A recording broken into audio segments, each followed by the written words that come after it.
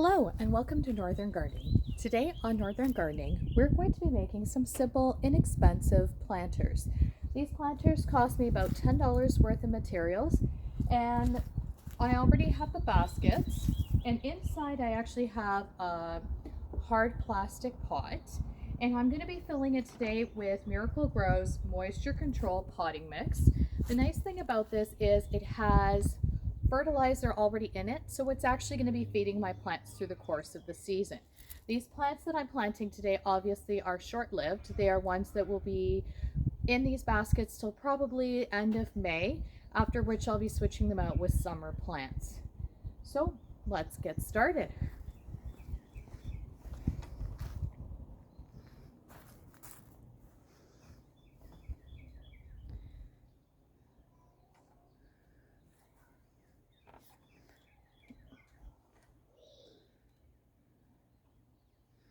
Okay. So today in our planter, what we have is we have three different types of plants we're using. We're using some little violas, okay, which I'm just going to pull out and set aside. We're going to be using some beautiful tulips. Now these I picked up from the garden center for $2 a piece. You can get them also at the grocery store. We're going to use some beautiful ranunculus. I picked a cheery yellow color, and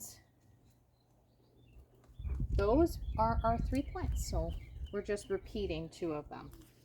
Okay, so the first thing I'm going to do is I'm going to start by filling my pot up with soil. So I'm just going to reach in here and bring it over.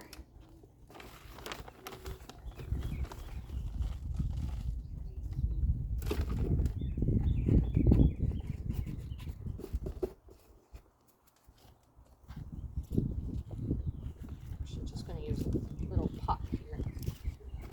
Oh, we're just going to fill in this plastic pot.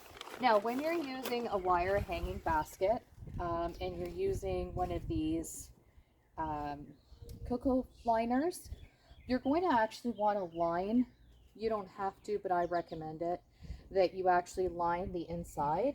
What you can use is you can use anything from landscape fabric or even a plastic bag in there that you just poke some holes in the bottom for drainage, and that'll help retain some more moisture into your soil so that your soil doesn't dry out too much. And also the birds will often pick this, so you don't want it to get so that your soil's falling through. So we have this bed filled. It is filled to about an inch below the height. And what I'm going to do now is I'm going to add my plants in. Okay, I'm going to start with the center and I'm going to work my way out. And I'm also going to be planting my tulips a lot deeper than some of the other plants, which will help it hold up. So the first plant I'm going to plant is our centerpiece, which is a ranunculus. I'm just going to make a little hole, set it down in here so it's looking nice and lovely. I'm just going to tuck that soil in so it's nice and firm. Okay, and then the next thing I'm going to do is I'm going to dig my hole as deep as I can right to the very bottom of the pot. Okay, and the reason is I'm actually going to put some extra soil up around the sides of my tulips because that will help hold them up and give them some more stability. And once these are done, I'll be planting them out in the landscape. See, this one's already multiplying right there. So I'm going to set it in, find the nicest position that I like for my flowers, and then I'm going to just cover it up with soil so it's nice and deep. And I'll probably be adding a little more soil here shortly. You want to kind of get that in there so it's staying up nicely. Really kind of tuck that soil in.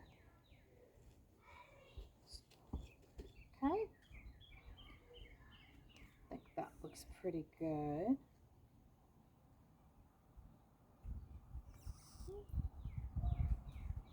I think so. And then I'm going to do my other one. I'm just going to pop them out of the pot. Again, I'm just going to go down nice and deep to my hole here. And I'm going to set it in.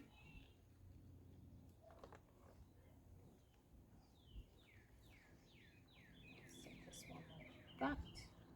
And you can kind of arrange your tulip bulbs a little bit too. When they're coming out of the nursery cans, you can sort of split them if you want them to sit a certain way. So I've just kind of done a little bit of that here. I'm just tucking this all in nice and tight, packing that in. And the last bit that I'm going to be adding in is my violas. And actually, I think I'm going to turn this guy around. Don't really love the way it was facing, so I'm just going to give it a quarter turn here.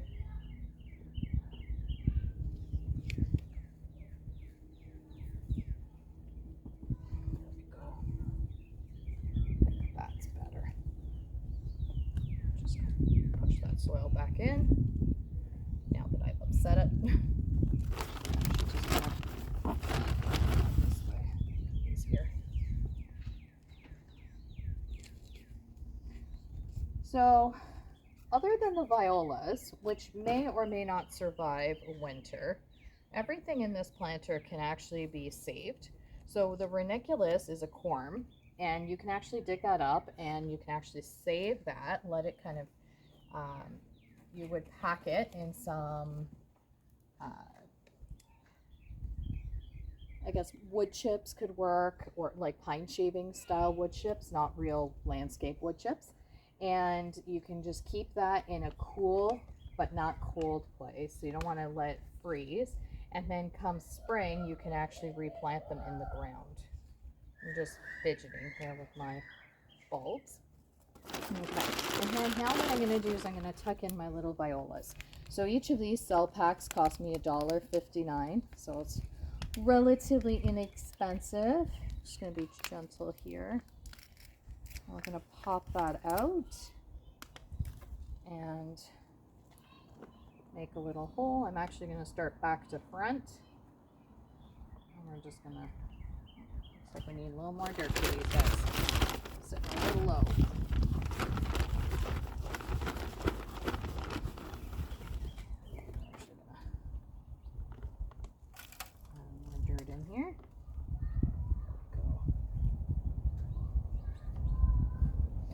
Violas are great because they will just continue to produce plants through the whole spring, and you don't have to worry about running out here and covering up the viola. They can stand some frost just like the pansies. They're in a similar family, and they will take the cold, which is really nice, because as we know, spring can be very volatile. It has lots of up and downs. Today it's 18 degrees out, but by this weekend and 2 days from now, we're going to have -1 overnight temperatures again.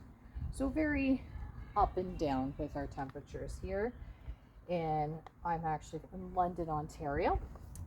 So we're in a zone 6A is what we were recently upgraded to in terms of our zones. So we do get some -20 temperatures, but primarily our temperatures in the winter time are well above that. So zoning is dependent on a 10-year average in terms of your minus temperatures. So we were moved up from a zone 5. This is a side effect of our wonderful global warming, which is not great. But you make the best of what you can, right? So, just had a little volunteer clover growing there. We're just going to pop in this last one on this side, just like that. Okay, and now we're going to do the other side. So we're just going to move over here. And I'm going to do the same thing. I'm just going to start at the back and work my way to the front. So if you ever see roots popping out through the bottom, it is okay to pull them off to help you get the little plant out of the cell, or even just to loosen it. It won't hurt the plant any. In fact, teasing the roots like this can actually stimulate more root growth. Okay. Now, it doesn't mean remove all the roots. That's not going to help your plant. So just a little teasing. I'm just going to tuck that in.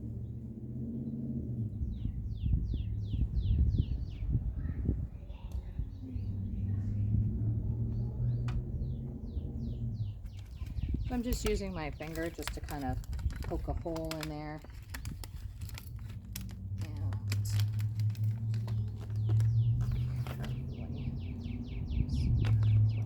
Very good root ball. All right, it'll grow. Now that he's been planted, I'm sure it will grow and thrive. Another one in there. We're almost done our first planter. And then I'll be repeating the same thing on the opposite side of the shed. And it'll give us a nice finished look. It's something we'll be able to enjoy for the next 6 weeks until we can get some summer stuff going. And then once we get some summer stuff going, then we'll really have some fun. We've got lots of different types of baskets we're going to be planting this summer. A lot of them will be including bushes and fruit producing bushes in particular. And we're going to be underplanting those with beautiful flowers, so that we have both functional planters that are producing for us and visually appealing at the same time. So that is the plan for this summer in terms of our baskets and our pots on the porch. So I'm just going to tuck that in there.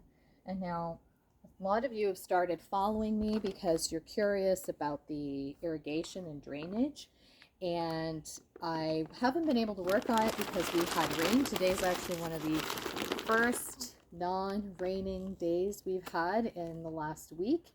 So I haven't been able to do too much, but I did pull up that pallet walkway. I'll show you here just so you can see. So that pallet walkway is up.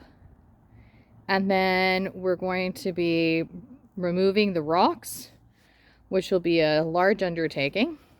And we'll be raking back the mulch and trying to reuse that in the yard where I can.